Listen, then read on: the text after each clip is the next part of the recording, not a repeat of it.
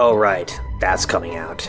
Dragon Quest 1 and 2 HD 2D Remake. This collection is finally on the horizon, and there's already a lot to unpack here. You know, it's funny, I'm actually more excited for these games than I was for last year's Dragon Quest 3 HD 2D Remake, mostly because it seems like they're adding a whole lot more to the experience this time around. You see, Dragon Quest 1 and 2 never really got a remake. Sure, there's a Super Famicom version and the Game Boy version and the terrible Switch version that we don't talk about, but these so-called remakes never really added that much to the experience aside from improved menu navigation and some balancing changes. They're more like remasters rather than remakes, with just graphical and mechanical upgrades, but no new features. Up until now, if you wanted to play Dragon Quest 1 and 2, it really didn't matter which version you played because they were all pretty much the same. The remakes of Dragon Quest 3, on the other hand, always seem to have way more care put into them. Each one sort of built off of the last one, so comparatively, DQ3 HD2D Remake didn't feel like that big of a jump from previous versions. If you've already played Dragon Quest 3 before, the new one kind of felt like more of the same. But from what I've seen of the upcoming Dragon Quest 1 and 2 HD2D remakes, there are a ton of differences that fundamentally change the experience. So many that this almost looks like a new Dragon Quest game, a fresh adventure for both longtime fans and newcomers alike. So I want to start by talking about Dragon Quest 1, the first game in the series, and one of the most influential games of all time.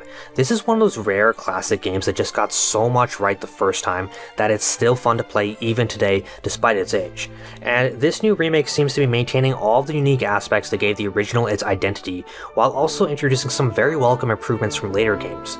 First of all, it is confirmed that this remake is still a solitary adventure. You control only one character in this game, the descendant of Erdrick, complete with his iconic horny design. And honestly, I wouldn't have it any other way.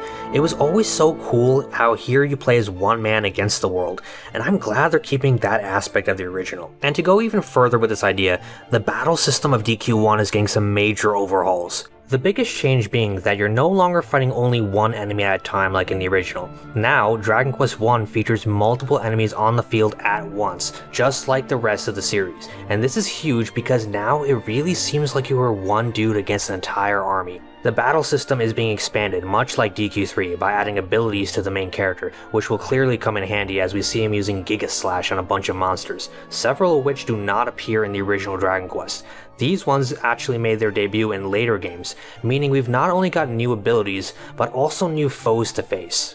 It seems like they are completely revamping this game to feel like a brand new adventure, and they aren't just stopping at the combat. You see, the story of Dragon Quest 1 is also being heavily expanded upon. We see a lot of new cutscenes and dialogue not seen in the original game, most of which revolve around Princess Gwaelin, the original game's damsel in distress, who you could notably choose not to save, which was hilarious, and I'm very curious to see how they'll handle that in this one.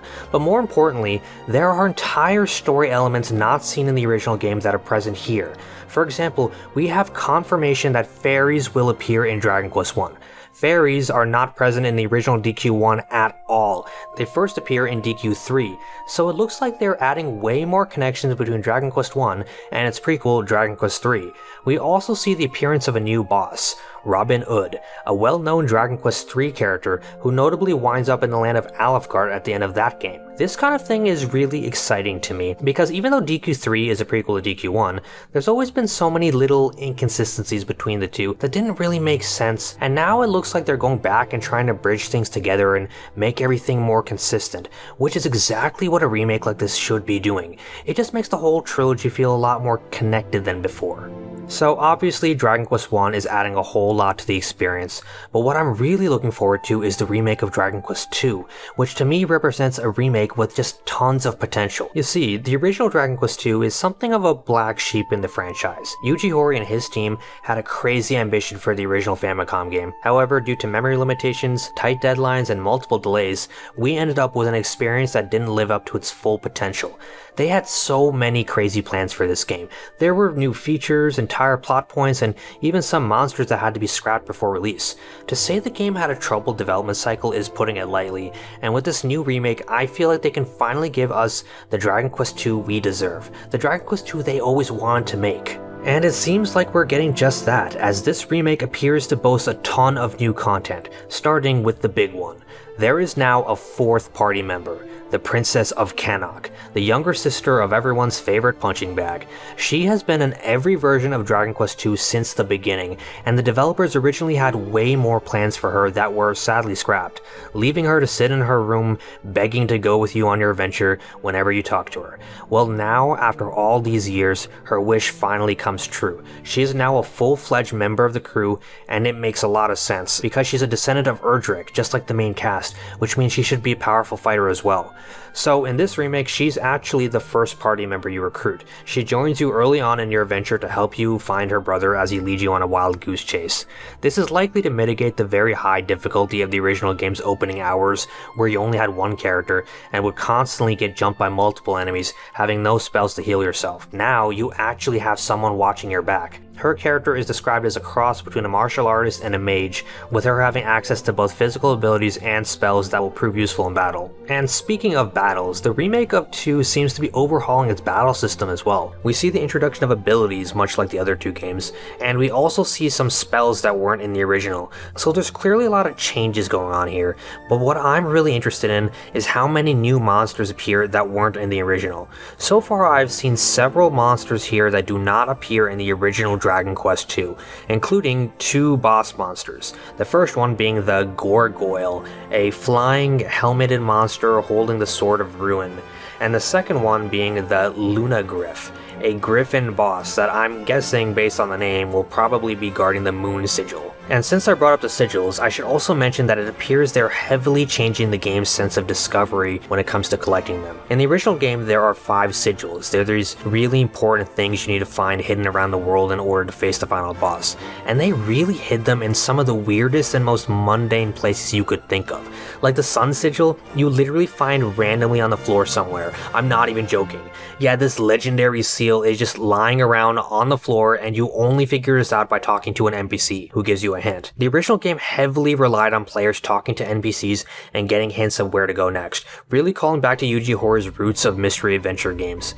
Well, in this remake, it seems to be a lot clearer. The sigils appear to be on these grand pedestals and are way more prominent than before, so it might indicate that the game's overall sense of investigation might be changed this time around, and I'm very curious to see how they handle this because I actually did like that investigative aspect of the original game. I should also mention that it just overall seems like the story is being expanded upon greatly this time around. I already mentioned the new party member earlier, but I didn't mention that this time the Scions of Erdrick all talk with actual voice acting, and this kind of surprised me. It's looking like the party members will have way more characterization and personality than Dragon Quest III's blank slates, and this is really capitalizing on one of the game's strongest elements, its characters. Like in Dragon Quest I, it also looks like there's new scenes and bits of lore that connected to Dragon Quest III. For example, we see groups of fairies being terrorized by Hargon's forces, and again, fairies never appeared in Dragon Quest II.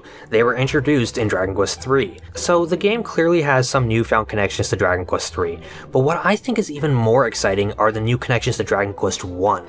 You see, Dragon Quest II's world is an expanded version of Dragon Quest I's world. A while into the game, you can actually go back to the kingdom of Alefgard from the first game, and this seems super cool, at least until you realize that it's now a quarter of the size of the original, and it features literally no towns except for Tantagel. Yeah, due to what I could only assume were memory limitations, Dragon Quest II's Alefgard was severely scaled back, only featuring 1 town and 1 dungeon. This was always a huge disappointment to me because going back to Alefgard was supposed to be this huge trip down memory lane, yet you couldn't even visit your favorite locations from the original.